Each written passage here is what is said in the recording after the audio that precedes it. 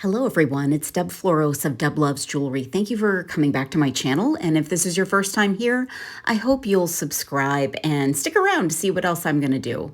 So today I'm going to be blinging up some beads. So I've got some really beautiful glass beads in an antique style triangle. They're in an amethyst color and they are 8mm. And they are like a table cut bead and they are cut on 3 sides.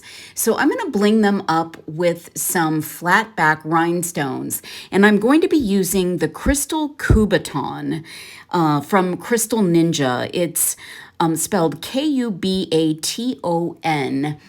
I'm going to use some E6000 in a well-ventilated area, a toothpick, and I'm going to, in very fast motion, swipe some glue onto my workspace on a piece of cardboard, and I'm going to put a little bit on to the bead with that toothpick, and then I'm going to pick up the rhinestone with the crystal Kubaton and place it onto one of the flat sides of the bead.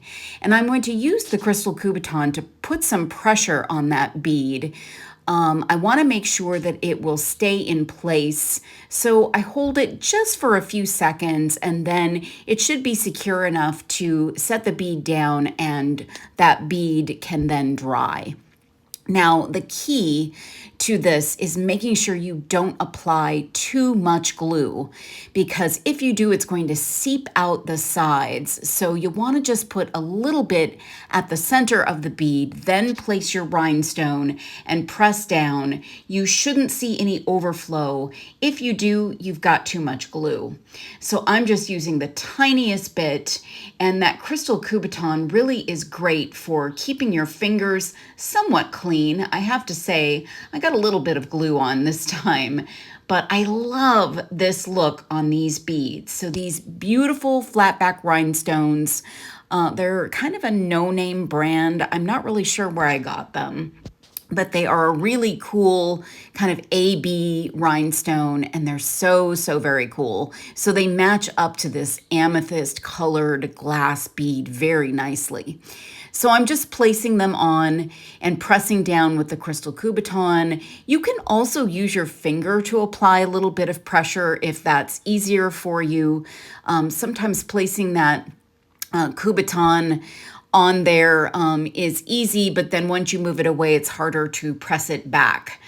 So once I place all of the rhinestones on one side of the bead and let them dry, then I can start placing them onto one of the other sides of the bead. So there's 3 places that you can put those rhinestones on.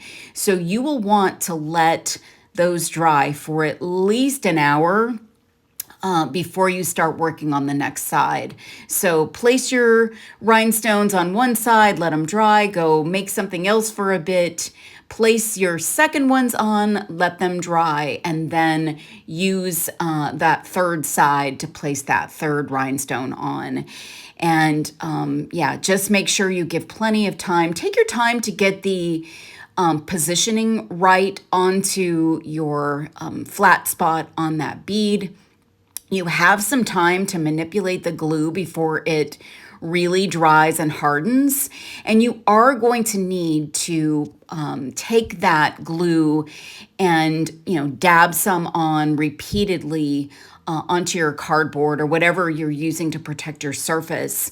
Do not put a big glob out there because it does dry so fast. So I usually figure I can get 2 to 3 rhinestones on with a little swipe of glue on my cardboard.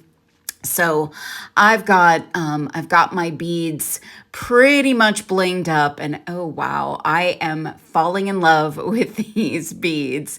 This is just kind of a fun thing to do. The beads are beautiful in and of themselves, but you can really make them your own and make something interesting. Make sure those beads are in a well-ventilated area to dry out. You'll want to keep them separate from each other. And if there's no overflow of the glue, they should dry just fine. So here they are, finished beads. And I think I'm going to make some really cool long dangly earrings with these. So I've got some 22 gauge wire. I've got round nose pliers, and I'm gonna do 5 beads. That's gonna make these fairly long. You can certainly do 1 bead, you can do 3, you can do more if you'd like. But I'm just going to do simple wire wrapping here. So I'm just going to cut off a few inches of that artistic wire. I'm going to create a loop for my first one, and just a couple of wraps up top, snip off my excess. Then I'm going to add my beautiful blinged out bead. And then I'm going to put another wire wrap loop up top. So for the first one, you're just going to wrap on both sides. When it comes to your next couple of beads, you'll have to wire wrap one and then leave one open so that you can attach it to the next bead or to the previous bead that you wire wrapped. And you'll want to tuck in your wire with some chain nose pliers. So just going to continue on here. I'm creating that little chain of beads, and I'm using my wire to, I'm actually using my chain nose pliers to hold on while I wrap, and always cutting off that excess and kind of shimmying that little piece of excess wire down into the wrap so it looks a little bit more finished.